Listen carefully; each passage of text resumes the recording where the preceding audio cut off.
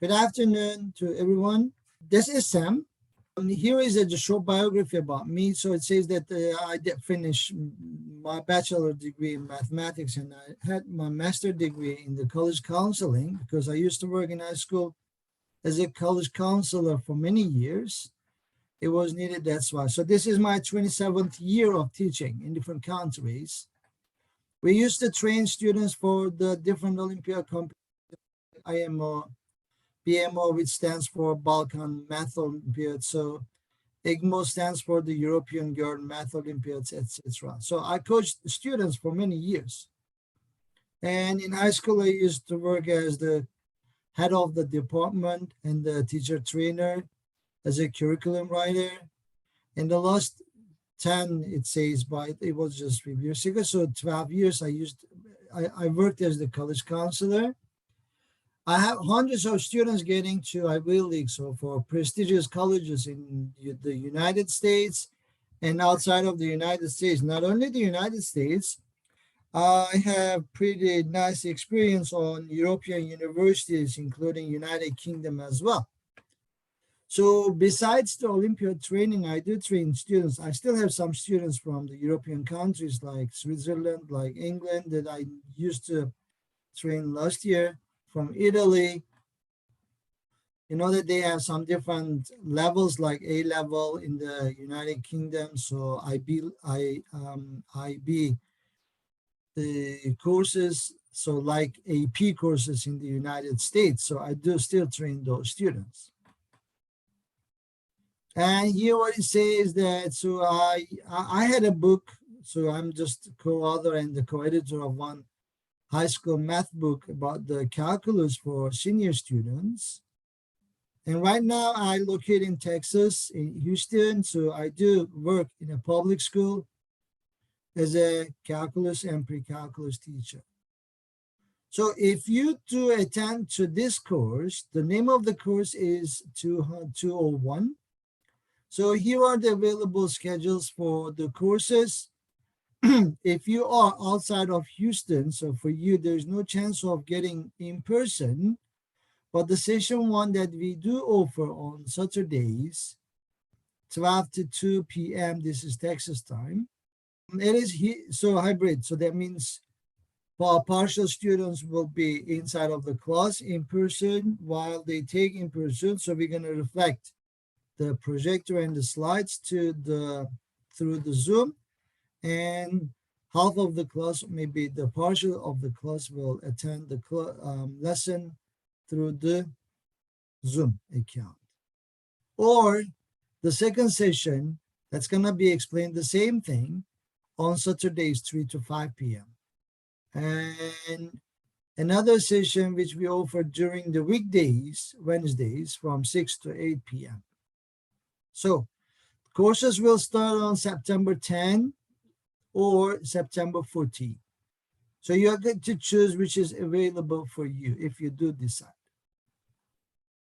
So does anybody have any questions? So we usually, what I do teach to senior students, we like teaching classes interactive. So teaching online doesn't mean that the class is going to be boring. So we will ask you to request you to participate. For example, whatever you solve it or you get it, we're going to ask you. So by respecting the privacy, so whenever we solve the equation or the question, we will politely ask you to write your responses in the chat box directly to the host, not to the public, because your friends will get angry when you write to the public, to everyone. And then according to your responses, we're going to talk to you. Or we will say, for example, look, so you solved it very quick. Could you please tell us? Then, so we will let you to annotate, and you will become a co-host, and you will start explaining your own solution if you get any brilliant ideas, okay? So we like teaching interactive. It doesn't mean that you'll just stay there and you will watch like you are watching the movie. No, you personally will be the part of the class. Any questions so far? So you are good to write in the chat box if you do have any question. If not, you are good to interrupt at any time and ask me the question, okay? So, what is the meaning of 201? You know that the structured contest math competition start with 100. So this is where the students start at the beginning. So for the grades 3 and 4. And then 101, 200, which is a student at grade 5, 6, or 7. Or you can, according to your intelligence, you can directly skip them. But usually we do offer CM201 for the students who are grade 8 plus, but we still have students taking the courses when they are at 10 or 11 years old. It's up to you. So based on your readiness. Right after 201, these are the following courses that you're supposed to get it to become ready for junior math competitions, okay? So after finishing 201, then the hard part will start with 301 that makes you ready to AMC 8, and then AMC 8, 19 plus with 401. If you do qualify, you directly go to 501. If not, from AIME, so we will encourage you to take 500 and then 600. So these are the schedules or the structures how we offer the courses. So it's gonna be in 2 parts. So the fall semester and the spring semester. In the fall semester, you will have 12 weeks. And it's gonna be 2 hours, academic hours, that means 260 minutes within 1 week, times 12. And then spring semester will become again 12 weeks.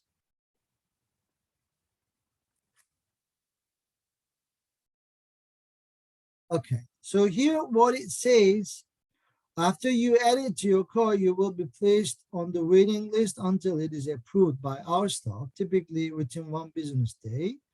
After it is approved, you will receive an invoice. It says, if it is not approved or if we need any additional information, so we will contact you via email. This is the note from admin, all right?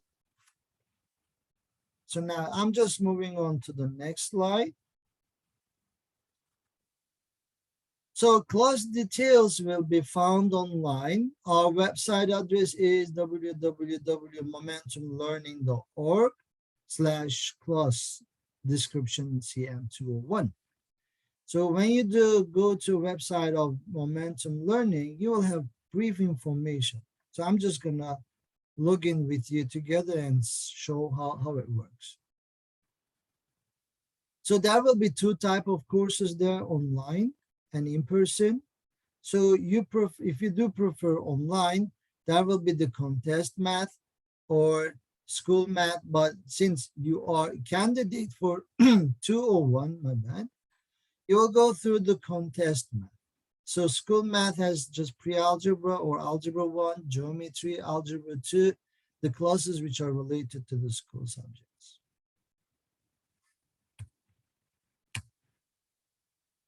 After that, so this is the Canvas account. I'm going to show you in detail how it works. From the student's view, you will see those modules. Whenever we have the class, right after finishing the recording, the system will, or the admin is going to upload it to your Canvas account. And then you can still watch those videos after the classes if you want to reinforce your knowledge or your understanding. Okay, so homework will be assigned through the Canvas. I will show you how it works, how you're going to get this account and how it works, the modules. Canvas invite will be sent to students, not to parents, right?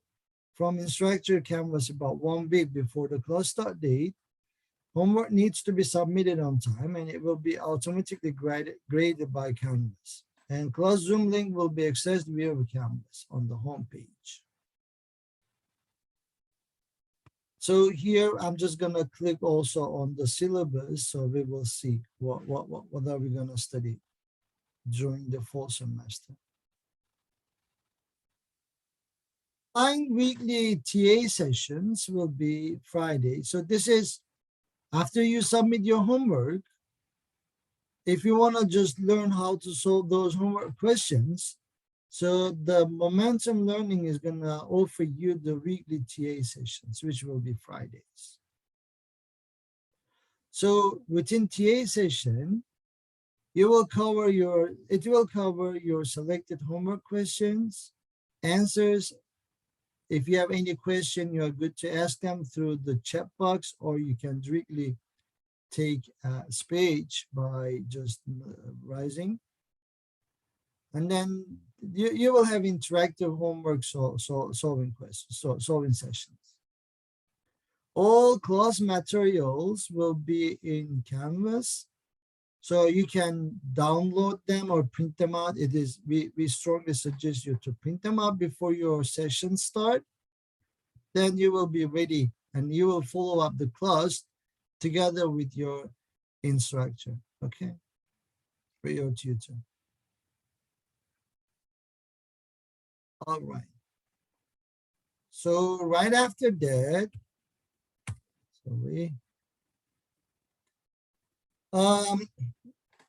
the class description says that this is 1 year, as I told you, as I mentioned before. So we're going to have 2 semesters for that. Each semester will have 12 weeks. So you will have 24 weeks to finish 201. 24 times 2, that means 48 hours.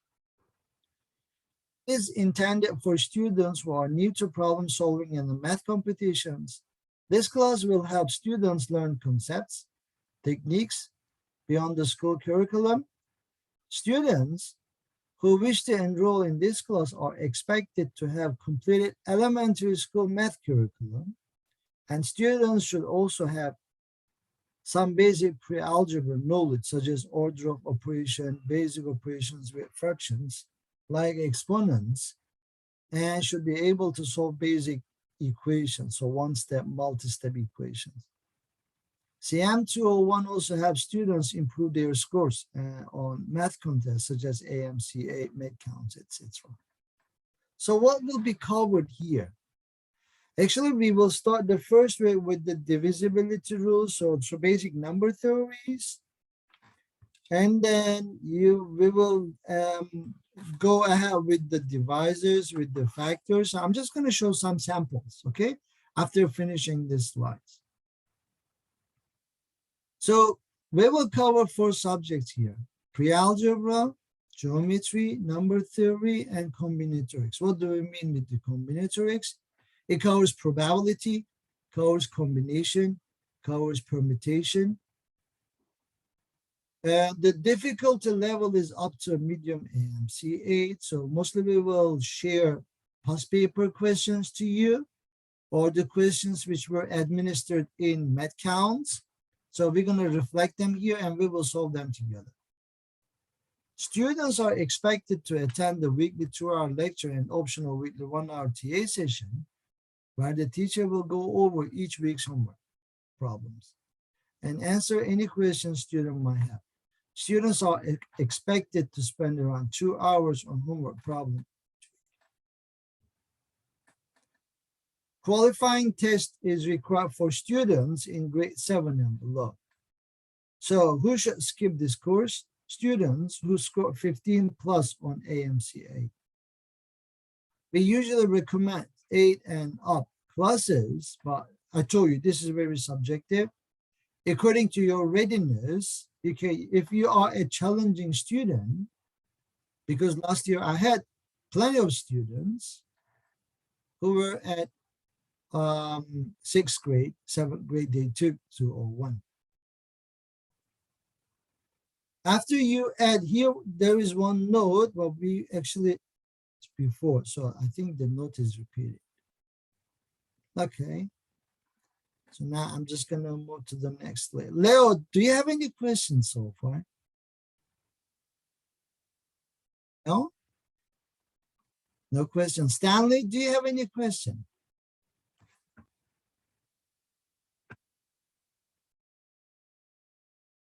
Okay. So I move on then. These are the contents that we are going to go over between fall semester and the spring semester. In fall semester, what are covered in algebra? Arithmetic properties, so operations with the rational numbers, but these are not basic rational equations. So something related to the computations. Algebraic expressions, solving equations. So what do we mean with the number theory? So we will go over with the divisibility, prime factorization, number of divisors. As I told you, these are very essential informations about the number theory. And then the least common multiple or the greatest common factors will be also covered by under number theory.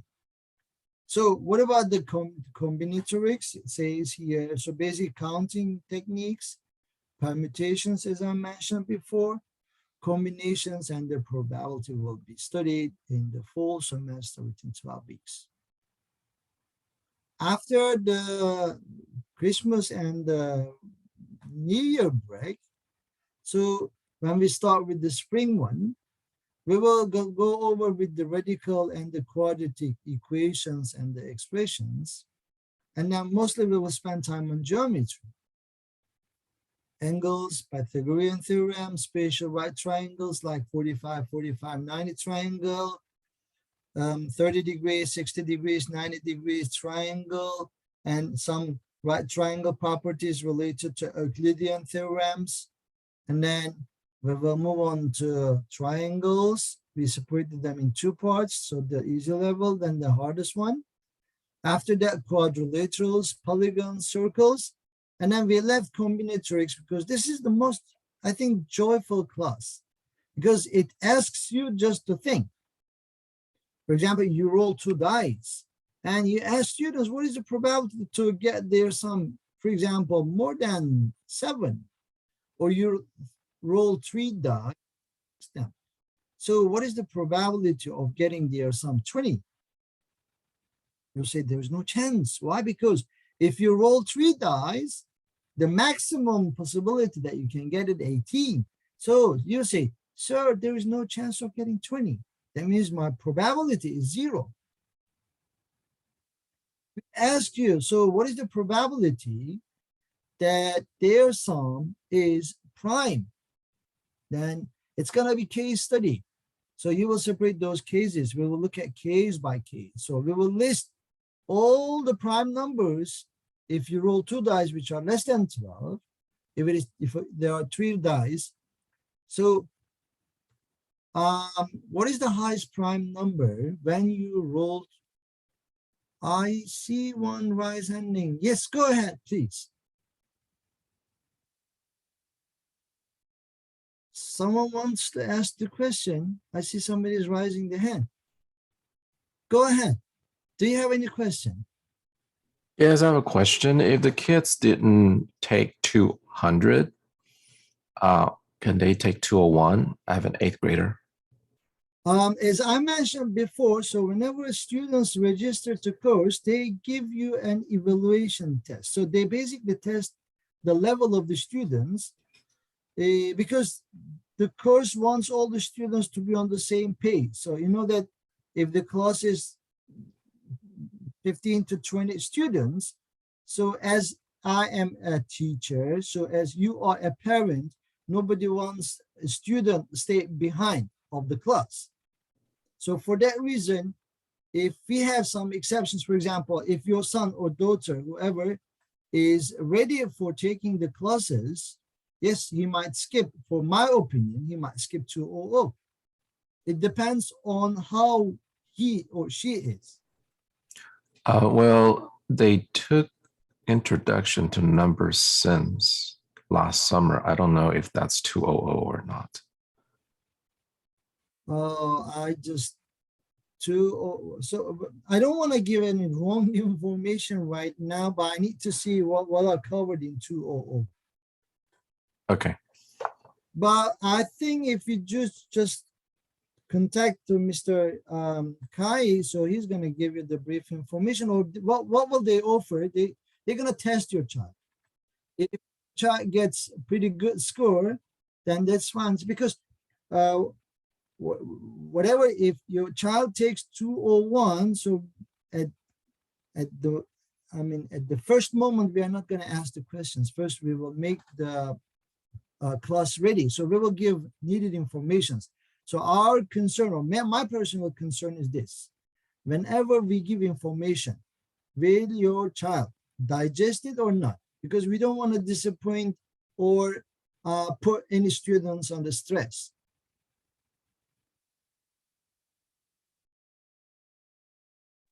Understand. So, for seventh grade or older, you don't have to take qualifying tests, but for someone who's seventh grader or younger, you have to take qualifying tests. Is that true? I think they test every student before taking the course, if I am not mistaken, because I'm not the admin arranging the classes. But let me just see here. Um, in order to qualify the test, I think the required level is seventh grade and below. So who should skip these courses? This is not. Most probably they're gonna test them, or at least they can give you one uh test. This is how I know, if I am not mistaken. Okay, thanks. So just don't want to give any wrong information. If I say no, they're not going to test, then if later on, if they test, so you will be upset with me. But Gotcha. as I know, because I was teaching 401 last year, so I knew a couple students, they came in, but they all had tested to see their levels. This is what I know. But about 201, after finishing if they finish 200 in momentum, most probably they will just pass them or pass him or her automatically. But if a student is coming from outside, most probably they will test the level. But we are just talking about the probabilities. So to get correct and clear information, I think we need to ask Mr. Kai.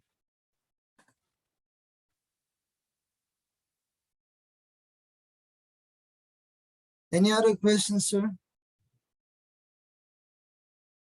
The registration is online or in person? Um, the registration is online. I'm gonna show you website. So this is how it says. Um, you see, they added some slides about adding to your card. So if they mention about the card, most probably the registration is online. Here at the very beginning, when they showed us, there must be an option register now.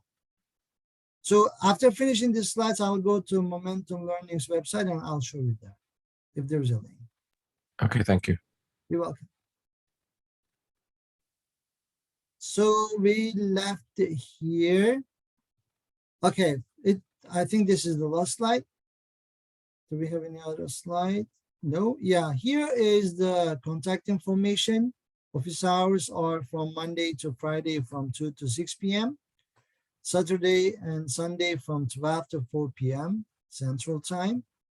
So if you were just gonna get any question, so you are good to email to info@momentumlearning.org for any kind of questions. Today is Wednesday. Yeah, tomorrow, Friday, they will be open from 2 to 6 p.m. Let me just go to Momentum Learning's website. So just a minute. Share screen.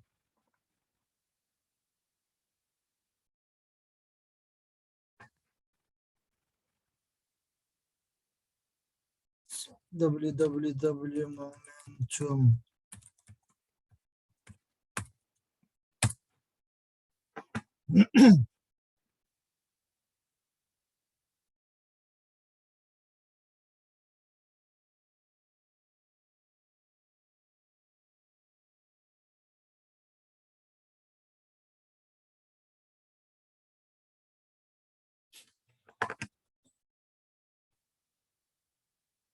time. Yes. Okay, this is their website. So when you want to register here, then yeah, there is registration button here. So we are talking about 2022 full registration. Oh, I see. I'm so sorry because this is the school's laptop, so it doesn't let me just to go to any external link. So what I can show you here is this is free qualifying test. Yeah, you see, we offer free qualifying test for CM101 to 401. So when you just do click on it, it says just need to schedule, I guess, for new students only. Okay, if I do click on the schedule,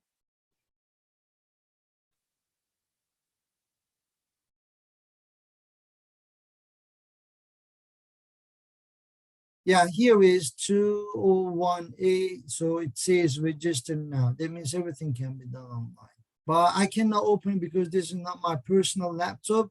So most probably school's network doesn't let me to enter something related to the financial issues. But when you just go to Momentum Learning's website, you will get brief information about their teachers, their tutors, everything.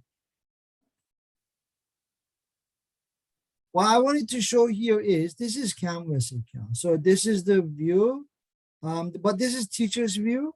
So students will be a bit different. These are the courses. So if we are talking about full 2021, this is last year's account. So students will have access to those syllabus here. So week by week, what is going to be taught, it is written. So week 1, that means on September 10, we will start with the divisibility rules with the prime numbers. And then week 2 will be covered by exponents and the factors, and it will go on. At the very end of the course, they're going to give you one final test to check whether they understood the course or not. Assignments will be uploaded here online, and the graders will grade them and will give you the feedback. And right after courses, as I told you, so let me just show you. So this is the main dashboard. So Zoom information will be shared here. Helpful formulas will be given here. So in 201, it's not active. That means students do not need any helpful formulas. So when they click on week 1, after they finish courses, so these handout and homework will be ready before student logs into the class. Right after finishing the Zoom session, I think it will take a couple minutes, maybe half an hour. Right after half an hour, class recordings will be active. Problem solving sessions will be active. So if a student needs to go over with the class together with the parent or just by himself, so he can click on it and run the video. Okay, so you see, they are just interactive classes here. Whatever we teach in the class, everything will be registered here. Okay, so share the sound, yes, and 6, not. Just try to, yeah, it cannot. Which some grades was explaining something. 3K. All right. So you can also just reach these explanations. You see, students are pretty active in the class because we want them to take the part. They are saved, I think, a few weeks here. And then let me just see what week 2 is. You see, they are still here. Week 3, handout for the student, homework for the student. We want them to print out before they come to the class. And then class recording problem solvings are here. They will be uploaded after we finish classes. So by the way, parents, for example, can check what their child is learning during the course. About Canvas, does anybody have any question? Guys, look, Stanley, Leo, I cannot see other guys, but I feel they're here. Summer, Tiffany, David, Joshua. Does anybody have any questions so far? Because the goal of presenting this class is just to answer your questions if you have. Yes, sir, go ahead. I have another one. Please. Is there any difference as far as teaching goes between online and in person? And what would, I mean, as far as the student's ability to absorb the learning, interactive learning, would online be more suitable or vice versa? It is very subjective actually, because I have online students, they are pretty active because they feel comfortable at home. But on other side, I have in-person students coming right after the school, be tired, exhausted. Besides that, we might have students just pretending that they are watching the screen, but they might deal with something else. This is absolutely student-based. Say this is not the school subject. Whoever takes 201 or any courses, any contest courses, if parents are not pushing the students, students are eager to learn. So last year we had plenty of students, they were actively interacting. They were discussing with each other. Example, when I reflect the question, let me just show a couple of them here. So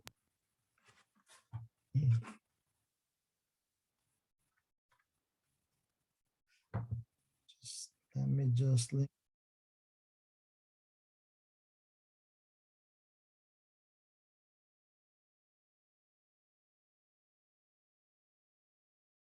For example, this is week 1, right? Sorry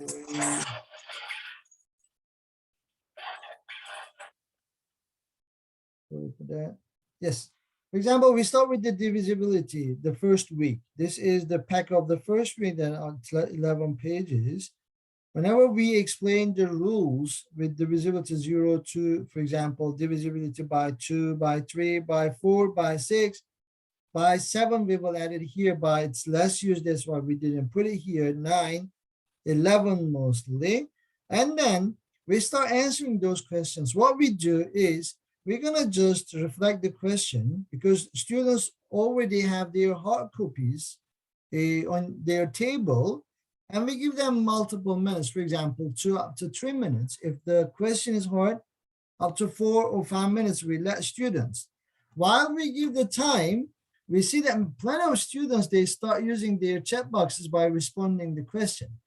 For example, X person says 5, another person says 3. We see every responses on the chat box and we respond them back. If they make mistake, so in order not to offend the student in front of the all, we just type them back. So just check your responses again. After a couple of minutes, when everybody responds either correct or incorrect, doesn't matter. So we go over with the question. If the majority answers correct, anyways, we do not skip that because there might be few students who are shy to respond. And we tell volunteers, for example, look, could you please tell us how you did it? When kids talk to each other, it attracts the other students. So our goal is not directly teacher-based teaching, but we want students also, even though it is online, but we just try to interact them here. So we want students to take the part and lead the class. Of course, we are not answering easy questions. Most of the questions are competition questions. You see, for example, number 4 is administered in Mandelbrot. Mandelbrot. So we give this question, if the 5-digit number 5DDD is divisible by 6. Before they move on to the question, we remind them, so what is the divisibility rule by 6? And they start talking, oh, sir, it should be divisible by 2. Bravo. What else? At the same time, it should be divisible by 3. Very good. So what was the divisibility rule by 2? And then they start answering. Whenever the steps are ready, we give additional time for them to get their responses. When they get their responses, yeah, you see, Rex, thank you. Last digit has to be even. That means it should be divisible by 2. Rex, could you please also help us? What was the divisibility rule by 3? We actually didn't go over with that, but in case, if you do remember. I think that's the last 2 digits divisible by 3. So say again?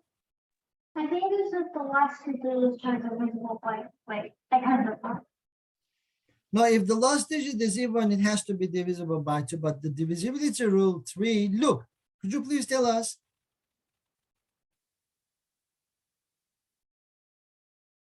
Your response is correct. Go ahead, look. So what is the divisibility rule by 3? So the digits have to add up to be divisible by 3. Bravo, that is very correct response. Why? Because, for example, guys, if number 12 is divisible by 3, because the sum of the digits 1 plus 2 is the multiple of 3. Same for Look 9 at, too. yeah. So I'm looking at here, then where was the question? So in order to make the number divisible by 2 and 3, so D has to be even. Okay, I'm just going to write here, D has to be even. But besides that, their sum has to be multiple of 3. So how am I supposed to get their sum? 3. So I have 1D, 2D, 3D, 4D plus 5. This is what I have. 4D plus 5 has to be equal to 3K. So now, can you please tell me the possible number of D satisfying this condition? D has to be even number, right? And then 4D plus 5 must be multiple of 3. Is there any number such that?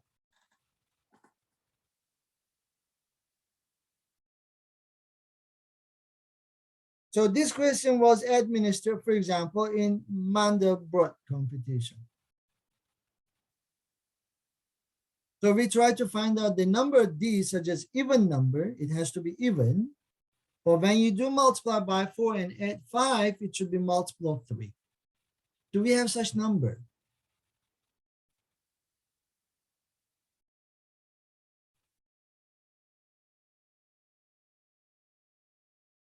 Rex says no.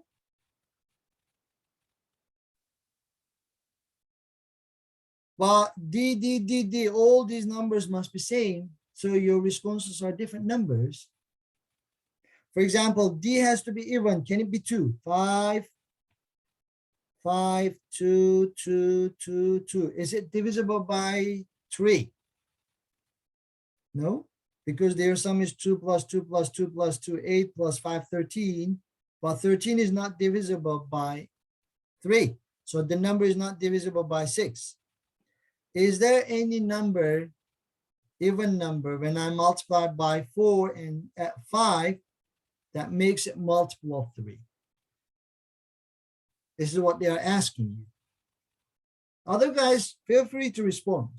Feel free to respond. Bravo, Olivia. Thank you, David. You see, they started responding.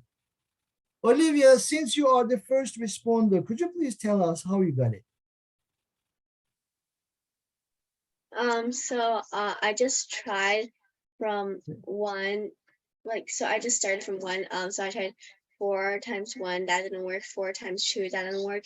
4 times 3, that didn't work. And then 4 times 4 is 16, and 16 plus 5 is 21, and 21 is divisible by 3. Very correct response, but you didn't have to try 1 and 3 because you want your number to be divisible by 6, right? So you want your number to be even. So you could directly eliminate 1 and 3. But anyways, your response is very correct. So D has to be 4. Leo got the same response. David got the same answer. Rex got the same answer as well. So my original number that they require is 5, 4, 4, 4, and 4. We directly jumped to divisibility by 6, but in regular classes, we will take everything from the beginning. So we won't skip any. Here is the question that I just wanted to ask you since we opened that one.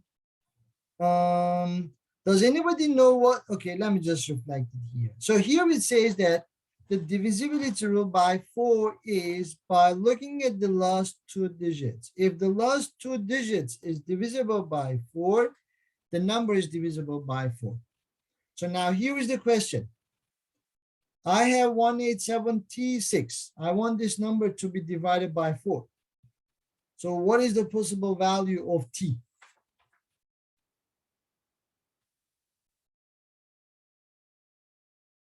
One works. Is it just one? You see, Clement gave different responses. Thank you. You see, you started increasing your responses. Thank you. But this time, everybody types to everyone because whatever you write, other students see your responses. So in order to keep the privacy, we will ask you to just chat only to host. Okay? So just click on the, yeah, bravo, Olivia. This is what we regularly ask in formal classes. Today is fine. Your people can see your responses. Why? For example, Luke is trying to solve it and Olivia responses. So he loses his motivation and he's getting angry. Why do you respond before me? Whenever you respond to teacher, Luke doesn't see, did anybody respond before him or not? That's why we ask students to respond as a direct message. Bravo, Rex. Thank you, Olivia. We started with one response, but when we started discussing with each other, we understood that no, there are multiple responses. Rex, what am I supposed to do? You're supposed to find the digit T and then in the tens place and then 6 in the ones place if that number is divisible by 4.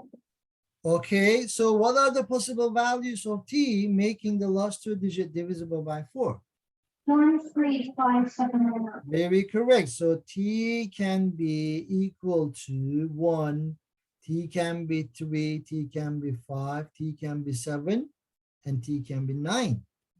Very correct. What about this one?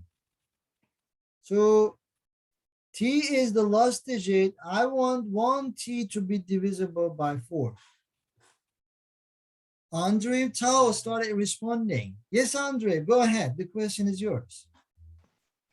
In this case, the tens place is 1 and the ones digit is T, and so it has to be like between 10 and 20 because the tens place is a 1, and so the numbers that make it divisible by 4 is 2 and 6 because 12 and 16 are both divisible by 4. Very correct. Is there any other responses except 2 and 6?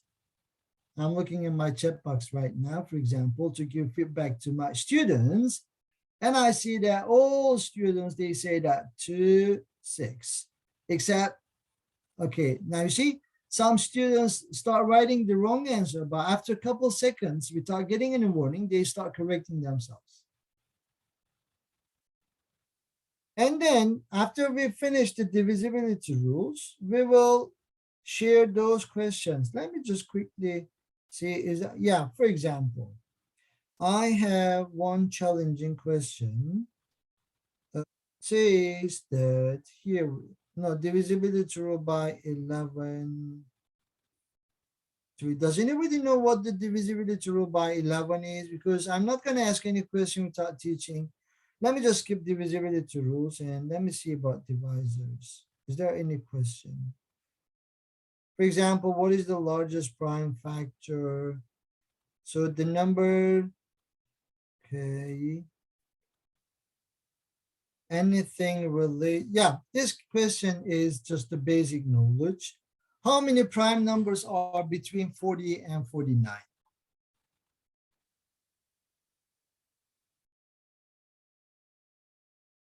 So, baby, you don't need any knowledge about previous classes, for example, or you don't need anybody, any tutor to give you the instructed information.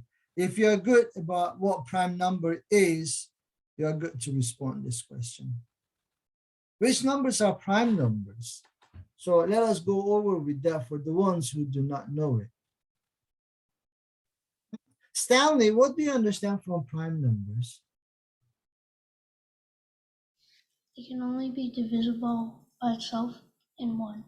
Bravo. Yeah, that is the basic definition of the prime number. Another question, what is the lowest prime number, the smallest prime number?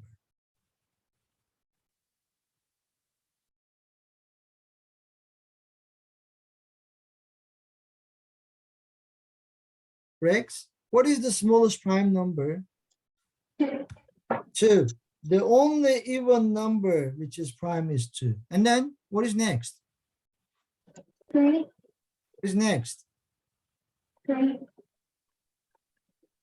and 5, 5 prime number? 7, is it prime? 11, 9, is it prime? no, No, why not? it's 3 squared. Because it's divisible by 3. So Stanley said that the number should be divisible by 1 or itself. Okay, I move on. So when I make the list between 40 and 49, there must be some numbers which are prime. So here is the question. Which numbers are there? For example, right after 40, 41, is a prime number or not? Olivia, is 41 prime?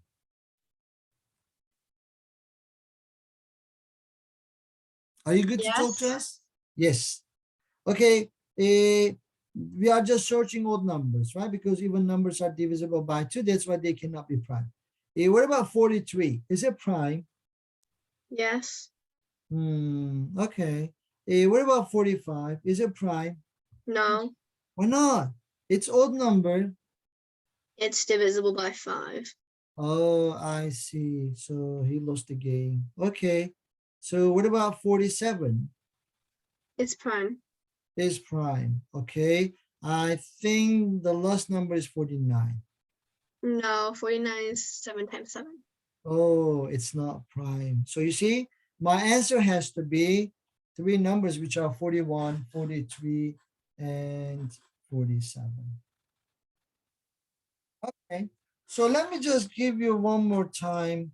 So as a last time, this one, because this one also is pretty nice. It doesn't just need any specific information. The number 315 can be written as the product of 2 integers, each greater than 1. In how many ways can this be done? So what the question asks is, the product of 2 integers. Okay, so give me possibilities that A times B is equal to 315. So this kind of question is related to the prime factorization. Does anybody know what the prime factorization is? Yes, Who's that? Rex. All Yeah. right. So can you please tell me, because I forgot it, it was huge summer break and everything went out of my mind. So how should I remember what the prime factorization is? it's, the prime numbers of what it's divisible by 2 different numbers. Okay, so 315 is divided by 3. Okay. So when I divide by 3, I get 105. Is 105 divisible by 3? Yeah, So the number becomes 3 times 3 times. When you divide 105 by 3, What is the quotient? I think it's. Leo, help us. When you divide 105 by 3, Was it 35? 35. Okay, is 35 prime? No. So is it divisible by 5? Yep. All right, so 3, 3, 5, and 7. You see, all the factors are prime. That means the prime factor of 315 is 3 times 3 times 5 times 7. So now, how can you combine this to make two numbers whose product is 315? Let me just give one example. So I'm just going to write the first one. 9 times 35. 315. So you just tell me other possible combinations, because they are asking how many years can be written. You see, in how many ways can this be done? I will multiply two numbers whose product is 315. What are these numbers? Olivia says 7 times 45. Is she correct? Clement, is she correct? Andrew says 3 times 105. That makes sense. And Andrew says 50 times 21. That makes sense. Anything else? Because it says how many. So I need to tell them. So there are 4, there are 5. How many? Did I miss any? Yes, there's 1 times 250. But the number has to be greater than 1. That's why I cannot write 1 times 315. I'm so sorry. So this doesn't work. Do I have any? I think there is one. Luke, go ahead. I see you are raising your hand. 9.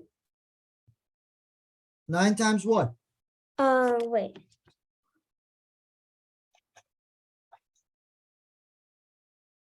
Summer.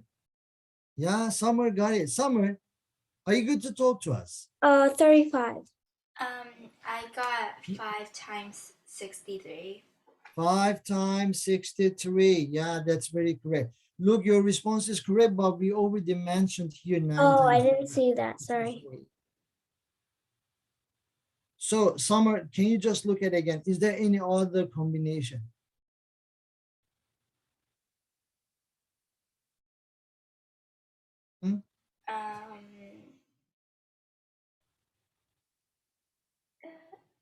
I think there are 5. Somebody says 11. What are the rest numbers?